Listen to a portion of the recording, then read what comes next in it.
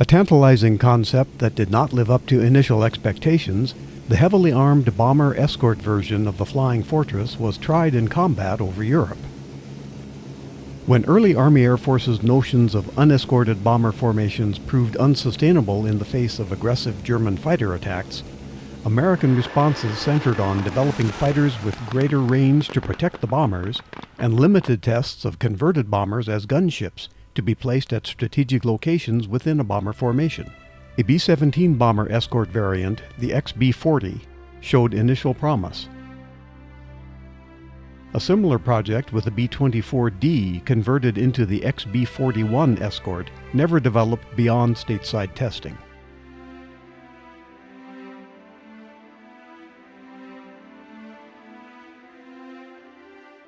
Much as naval vessels serving as escorts contribute to an umbrella of anti-aircraft coverage over a task force at sea, escorting gunship versions of the B-17 were seen as one answer to the scourge of German fighter attacks. Lockheed's Vega plant embellished work already done to a B-17F at Cheyenne, Wyoming's Fortress Modification Center, where a boosted power tailgun mount and a dummied-in Bendix chin turret had been installed. A second top turret, built by Martin, was added in the radio room area of the B-17. This quirkily gave the B-40 one Sperry upper turret and one Martin upper turret.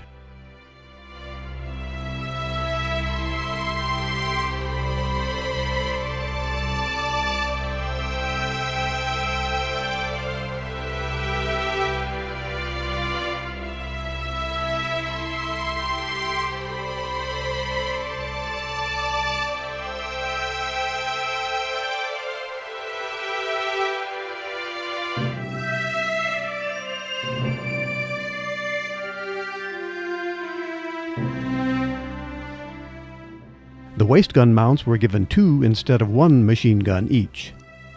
The resulting XB-40 carried much more .50 caliber ammunition in its bomb bay. Altogether, 24 B-17s were earmarked for the B-40 program.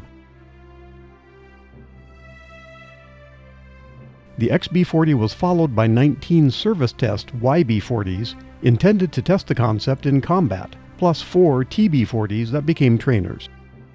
Where many combat B-17s ultimately carried about 4,000 to 5,000 rounds of ammunition, the service test YB-40 could carry as much as 17,000 rounds for short missions, with a normal load of more than 11,000 rounds for longer sorties.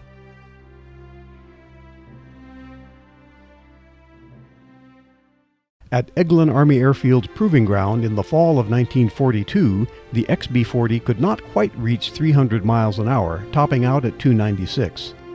The weight of all the extra guns and ammo extracted a price on performance. Service ceiling in the XB-40 was limited to 29,400 feet, more than a mile and a half lower than that for a standard B-17F bomber variant.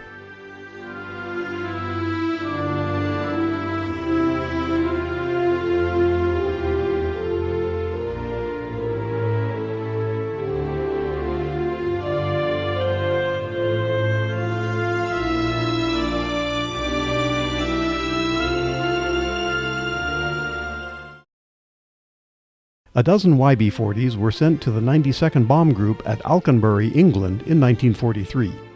Between May and August of that year, the YB-40s flew combat missions with the 92nd as well as other 8th Air Force bomb groups to test their merit.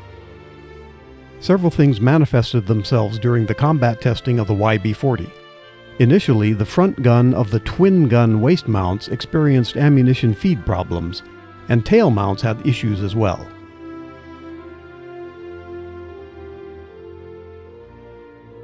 The YB-40s stood down for a couple weeks while fixes were made in England.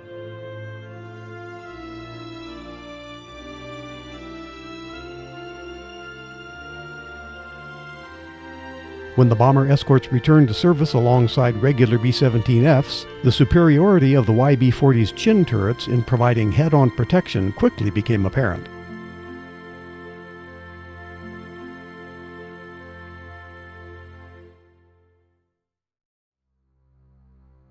The B-40s typically flew with the low squadron of a bombing formation, since that was the grouping most likely to receive fighter attacks.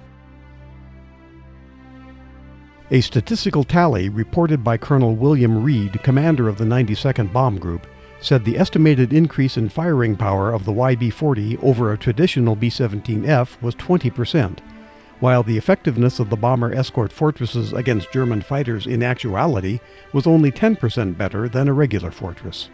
And the colonel said it was believed that the majority of this 10% increase in effectiveness is in the Bendix chin turret. The YB-40s had additional liabilities in combat. Placement of the second top turret in the radio compartment blocked one avenue of escape, especially if ditching became necessary, and the dual waist guns obscured more of the waist openings for escape as well.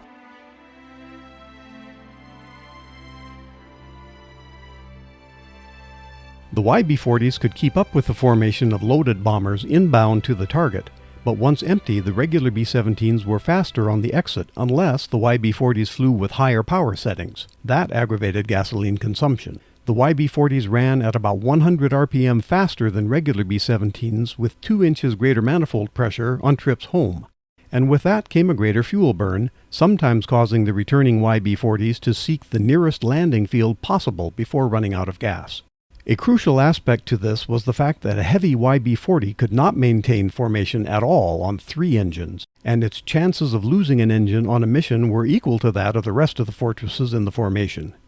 Army Air Forces evaluators quickly rethought the wisdom of sending a crew and a converted heavy bomber like the YB-40 in harm's way when the bomber no longer contributed to bombs on target, and its very configuration posed hazards to the crew. The verdict was succinct. The YB-40 armed escort would not enter into mass production, but its revolutionary chin turret would, on late delivery B-17Fs and especially on the B-17G model of the Flying Fortress. Some of the YB-40s became trainers with the second dorsal turret removed.